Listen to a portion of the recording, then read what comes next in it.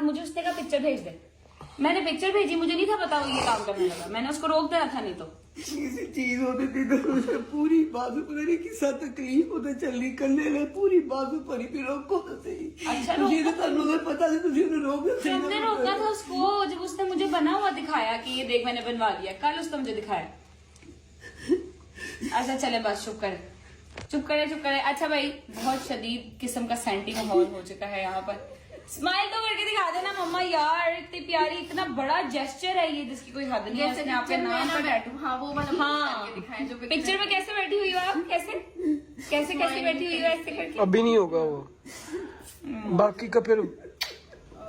अच्छा जी हमारा, क्योंकि हमारा बहुत शदीद सेंटी माहौल हो गया है इधर, तो व्लॉग जो है वो रजब खुद ही एंड करेगा। इतना ही रजबट बना जा सकता है, इससे ज्यादा नहीं बना जा सकता। मेरी जिंदगी इलाही आमीन, अल्लाह बस सलामती के साथ वापस आए। मेरा बच्चा